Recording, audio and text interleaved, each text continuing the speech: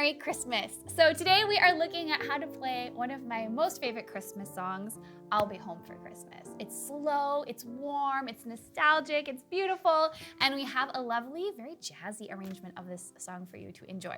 So normally I teach from a lead sheet, but because we've got some more complicated chords in this one, I've got a full score for you here. So you're gonna see left hand notated and right hand notated, which is great because then there'll be no question marks when you see some of these chord symbols like 11s and F sharp minor 7 flat 5. You'll know exactly which notes to play. For those of you that want to use this as a lead sheet, you can absolutely do that. Just kind of improvise off the chords. I'm going to give tips and tricks along the way so that you can simplify this if you're a little bit newer to reading music, and then we'll play it as it's written as well. So hopefully there'll be a little bit of something for everybody here. Okay, let's dive in. So this song is written for us in the key of C, which is great news because that means we don't have to worry about any sharps or flats in the key signature, just the ones that show up in the chords. The first shape we're gonna make here is an E with a C. And in our left hand, we're gonna be building a C, G, and B. And all together, oh my gosh, it's so pretty. That gives us a C major 7 chord. So that is where we will begin. I'm getting so excited that I'm talking too fast and messing up my words. And this is a slow, relaxing song. Okay, here we go. Dotted half note. So we're gonna hold this for 3 beats. 1, 2, 3, and then B, and then reach up to D. And then our left hand's gonna play F sharp, A, and C. Now we're gonna play F and G here with D and A here. And then we've got this sort of transition measure. We're gonna have E, A, and C with a G in the left. And that's where you'll stop. That's step 1. Get comfortable in 4-bar sections as you're working on the song because there's a fair bit going on. So I suggest that you take that and you work the right hand out, then you work the left hand out, and then put it hands together if you're still developing your sight reading skills. If this is at your current level, then go slow hands together and see what you can do. Now a tip, if you are struggling, if there's too many notes on the page, it's too hard to coordinate this right now, just play the root note or the lowest note shown in the left hand. And the notes that we see, or the chord names that we see above the measures, will reflect that. So for example, the first measure shows a C major 7. I'm just going to play C here. The next measure shows D over F sharp. So I'm just going to play the F sharp here. Back to D for the next measure. Then G. So it's like a little cheat. So you can simplify your left hand that way by just playing the names of the chord. And that'll make it much easier. You can do the whole song that way, it'll sound lovely. But let's carry on. Our next measure, we're looking at measure 5. We've got A and, that's not A, that's E and A. Then we've got a low ledger line note. That's a C. We're gonna be playing C, G, and C. It'll sound like this. That's not so bad. You can try that a few times. Now here's where things get a little crazy. We're gonna play a C sharp and a B flat. And at the same time, with our left hand, we're gonna play A, E, A, and then D, and our left hand is just playing a broken triad. And then we've got that transition measure again, and this sounds so beautiful and warm. So keep your thumb here on D and play a G with E and B flat. So lovely. And then C sharp and E with an A and a G. So lovely. Okay, so I'm going to take that whole 4-bar chunk for you and play it for you now. So it'll sound like this.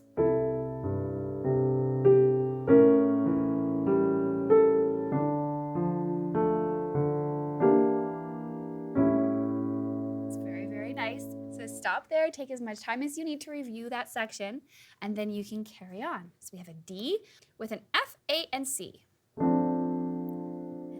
To E, and then G here with an F, a B, and a D. And a nice little simple 5th based on C here.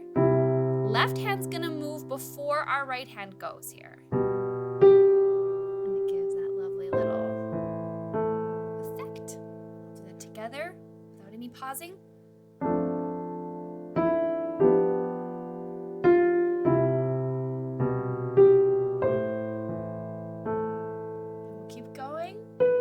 D here with an F sharp, A, and C. left hand down. And then C, F, and A.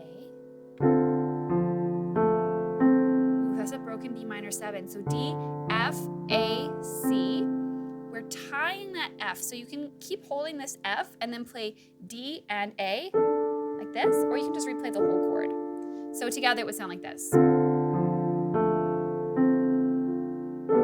to think about that. I'll do that one more time. So broken D minor 7 in the left, and then you could just, honestly, I find it easier just to replay that whole chord, G and B, and then D sharp, left hand doesn't move, and then throw a party because the rest of the song is basically a repeat of all of the work you've just done. Now, I want to remind you that we do have a practice feature available for you. So you can hit practice below this video, and you can actually isolate certain sections and loop them. You can change the speed as you play along, and that tool is meant to help you figure out how to read through this piece. And you can play the right hand as it plays the left hand for you. You can swap. You can use that. Like really lean on that tool to help you work out the notes. Because I'm going through this swiftly. I'm assuming that you have some sight reading skills if you're approaching this song, and I don't want you to feel overwhelmed. So if you do, small pieces at a time, use the sound slice feature below and practice along with that, and it's really going to help you. So let's keep going. This is going to look familiar. E and C with a C, G, and B. So that feels familiar. We've done this before. 1, 2, 3, 4. 1, 2, 3, 4. E with A. Nice low C here. Love this chord. Now here it's a bit different. So we've got a D and we're just walking up with the left hand. So D, E, F, A. Now E, G with a B flat. So that's the sound there. And our left hand's gonna go E and D. So beautiful. And then G with C sharp and then A and E. So if you put that together, it'll sound like this. Lovely. A and D with an F, C, D. Now this is the same shape. We're just moving our 2-finger down to A flat.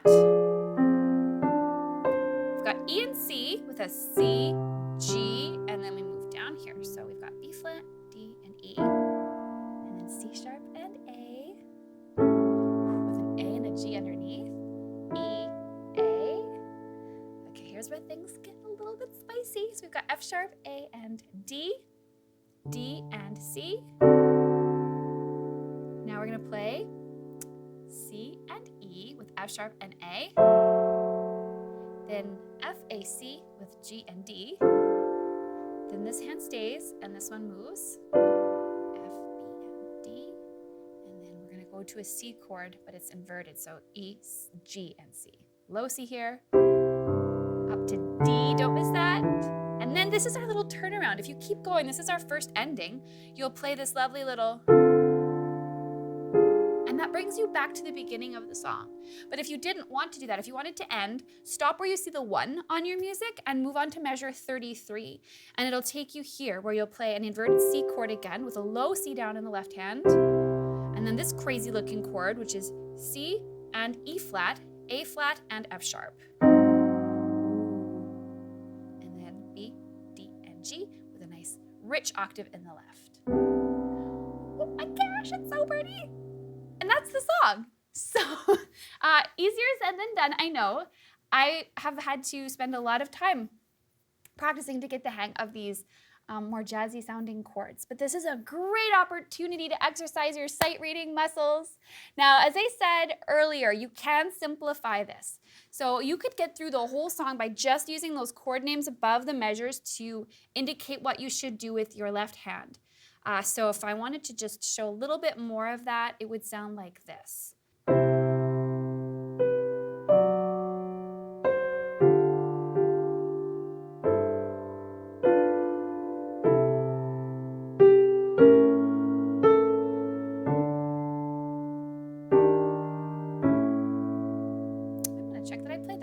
An E flat there that didn't belong. It kind of sounded okay, but I should have just played the E, just so I'm clear. should have sounded like that. And then we'll keep going.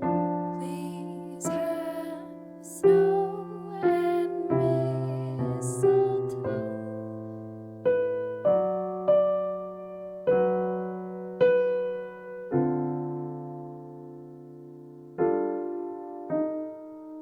Etc. So you can make it work in a simplified way if you want to. So there you go. I hope you enjoy practicing and learning and playing and maybe even performing this very beautiful song. We've got free sheet music for you below this video.